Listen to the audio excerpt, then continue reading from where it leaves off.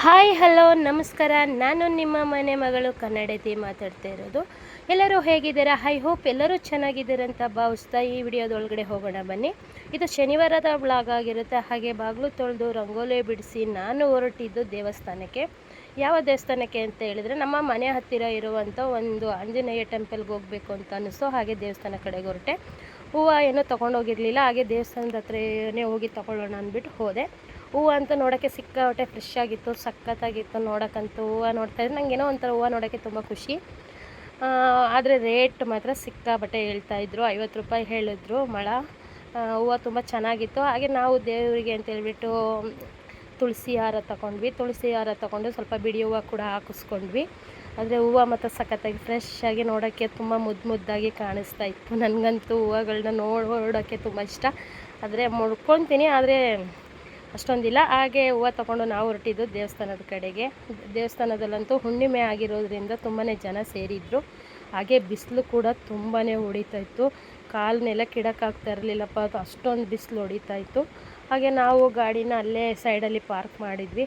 ಹಾಗೆ ಅಲ್ಲೇ ಸೈಡಲ್ಲಿ ಜಾಗ ಇತ್ತು ಸ್ವಲ್ಪ, ಅಲ್ಲೇ ಪಾರ್ಕ್ ಮಾಡಿಕೊಂಡು ನಾವು ಹೋಗಿದ್ದು ದೇವಸ್ಥಾನಕ್ಕೆ ಹೋದಾಗ ಏನಪ್ಪ ಅಂತಂದರೆ ಜನ ಜಾಸ್ತಿ ಇದ್ರೂ ದರ್ಶನ ಕೂಡ ಚೆನ್ನಾಗಾಯಿತು. ನೋಡಿ ದೇವರಿಗೆ ಎಷ್ಟು ಚೆನ್ನಾಗಿ ಅಲಂಕರಣ ಮಾಡಿದ್ದಾರೆ ಅಂದರೆ ತುಂಬ ಚೆನ್ನಾಗಿ ಅಲಂಕರಣ ಮಾಡಿದ್ದಾರೆ. ಹಾಗೆ ದರ್ಶನ ಎಲ್ಲ ಮಾಡ್ಕೊಂಡ್ವಿ. ಹಾಗೆ ಪಕ್ಕದಲ್ಲಿ ಯಾರೋ ಒಬ್ಬರು ಮಡ್ಲಕ್ಕಿ ಕೊಡ್ತಾ, ಅವರು ಹರಕೆ ಮಾಡ್ಕೊಂಡಿದ್ರು ಅಂದ್ಕೊತೀನಿ. ಹಾಗೆ ಮಡ್ಲಕ್ಕಿ ಕೂಡ ಕೊಟ್ಟರು. ಹಾಗೆ ಅಲ್ಲಿ ಕೂಡ ಒಂದು ಹನುಮಂತದ್ದು ದೇವರಿತ್ತು, ಅದನ್ನು ನೋಡಿಕೊಂಡು ನಾನು ಪ್ರದಕ್ಷಿಣೆ ಹಾಕ್ಕೊಂಡು ಹಾಗೆ ಹೊರಗಡೆ ಬಂದೆ. ಸಿಕ್ಕಾಪಟ್ಟೆ ಬಿಸಿಲು ಹೊಡಿತಾ ಇತ್ತಪ್ಪ, ಕಾಲಿಡಕ್ಕಂತೂ ಆಗ್ತಿರಲಿಲ್ಲ.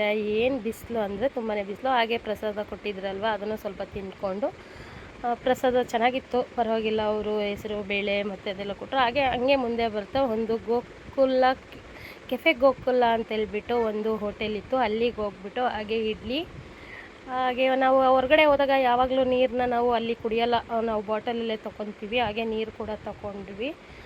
ಹಾಗೆ ಒಂದು ಅಲ್ಲಿ ನೋಡಿ ಸುತ್ತ ವಾತಾವರಣ ಅಂತೂ ಸಖತ್ತಾಗಿದೆ. ಒಳಗಡೆ ಎಲ್ಲ ತುಂಬ ಚೆನ್ನಾಗಿದೆ. ಹಾಗೆ ಹೊರಗಡೆ ಕುತ್ಕೊಂಡು ಊಟ ಮಾಡೋಕ್ಕೂ ಚೆನ್ನಾಗಿ ಮಾಡಿದ್ದಾರೆ. ಹೋಟೆಲ್ ಅಂತೂ ತುಂಬ ಚೆನ್ನಾಗಿದೆ, ಆದರೆ ಫುಲ್ಲು ವೆಜ್ಜು. ಹಾಗೆ ವಡೆ ಕೂಡ ತೊಗೊಂಡ್ವಿ. ವಡೆನೂ ತುಂಬ ಮಸ್ತಾಗಿತ್ತು, ನನಗಂತೂ ತುಂಬ ಇಷ್ಟ ಆಯಿತು. ಹಾಗೆ ನಾವು ಮನೇಲಿ ಯಾವಾಗಲೂ ಟೀ ಕುಡಿಯೋದ್ರಿಂದ ಹೊರಗಡೆ ಹೋದಾಗೆಲ್ಲ ಸ್ವಲ್ಪ ಜಾಸ್ತಿ ಕಾಫಿ ಲೈಕ್ ಮಾಡ್ತೀವಿ.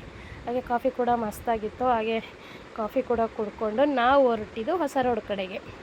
ಹೊಸ ರೋಡಿಗೆ ಯಾಕಪ್ಪ ಹೋಗಿದ್ವಿ ಅಂತ ಹೇಳಿದ್ರೆ, ನನಗೆ ಯೂಟ್ಯೂಬ್ ಚಾನಲ್ಗೆ ಮೈಕ್ ಬೇಕಾಗಿತ್ತು. ಹಾಗೆ ಮೈಕ್ ತೊಗೊಳ್ಳೋಣ ಅಂದ್ಕೊಂಡು ಹೋಗಿದ್ವಿ. ಹಾಗೆ ಹೋಗ್ತಾ ಅಲ್ಲಿ ಒಂದು ಅಂಗಡಿ ಸಿಕ್ತು, ಆ ಅಂಗಡಿಗೆ ಹೋಗಿದ್ವಿ. ಆ ಅಂಗಡೀಲಿ ಮೈಕ್ನ ಕೇಳಿದ್ವಿ. ಅವನು ತುಂಬ ರೇಟ್ ಜಾಸ್ತಿ ಹೇಳ್ದ, ಬಟ್ ಮೈಕ್ ಹಿಂಗಿತ್ತು. ಬಟ್ ಅವನು ಎಷ್ಟೇ ಆನ್ ಮಾಡಿದ್ರು ಮೈಕ್ ಆನ್ ಆಗಲೇ ಇಲ್ಲ ಅದು. ಆಮೇಲೆ ಬೇಡ ಅಂದ್ಬಿಟ್ಟು ವಾಪಸ್ ಕೊಟ್ಬಿಟ್ವಿ. ಮತ್ತು ಬೇರೆ ಒಂದು ಅಂಗಡಿಗೆ ಹೋದ್ವಿ. ಅಲ್ಲಿ ಮೈಕ್ ಚೆನ್ನಾಗಿತ್ತು, ಅದು ಸೇಮೇ ಆಗಿತ್ತು. ಬಟ್ ಅವ್ರು 600 ಹೇಳಿದ್ರು, ಇವರು 700 ಹೇಳಿದ್ರು. ಬಟ್ ಫೈನಲಿ 500 ಕೊಟ್ಬಿಟ್ಟು ತೊಗೊಂಡು ನಾವು ಹೊರಟಿದ್ದು ಐಸ್ ಕ್ರೀಮ್ ಪಾರ್ಲರ್ಗೆ. ಯಾಕೆಂದರೆ ಸಿಕ್ಕಾಪಟ್ಟೆ ಬಿಸಿಲಿರೋದ್ರಿಂದ ಐಸ್ ಕ್ರೀಮ್ ತಿನ್ನಬೇಕು ಅನ್ನಿಸ್ತು. ಹಾಗೆ ಐಸ್ ಕ್ರೀಮ್ ತಗೊಂಡು ಮನೆಗೂ ಕೂಡ ಪಾರ್ಸಲ್ ಮಾಡಿಸ್ಕೊಂಡು, ನೋಡಿ ನಮ್ಮ ಮನೇಲಿ ಬರ್ಡೇ ಆದಾಗೆಲ್ಲ ನಾವು ಕೇಕ್ ಇಲ್ಲಿಂದನೇ ತರೋದು, ತುಂಬಾ ಚೆನ್ನಾಗಿರುತ್ತೆ. ಹಾಗೆ ಕೇಕ್ನ ನೋಡಿ ಹೆಂಗಿದೆ, ಸಖತ್ತಾಗಿದೆ ಅಲ್ವಾ ಕೇಕೆಲ್ಲ ತೊಗೊಂಡು ಹಾಗೆ ನಾವು ಹೊರಟಿದ್ದು ಮನೆ ಕಡೆಗೆ. ಯಪ್ಪ ದೇವರೇ, ನೋಡಿ ನಮ್ಮ ಮನೆ ಹತ್ರ ನಮ್ಮ ಕಾರಲ್ಲೇ ನಿಂತ್ಕೊಂಡಿದೆ. ಮನೆ ಹತ್ರ ಹೋಗಿ ಗಾಡಿ ಪಾರ್ಕ್ ಮಾಡಿ ಮನೆಗೆ ಹೋಗಿ ಫುಲ್ ಟಯರ್ಡ್ ಆಗಿಬಿಟ್ಟಿದೆ.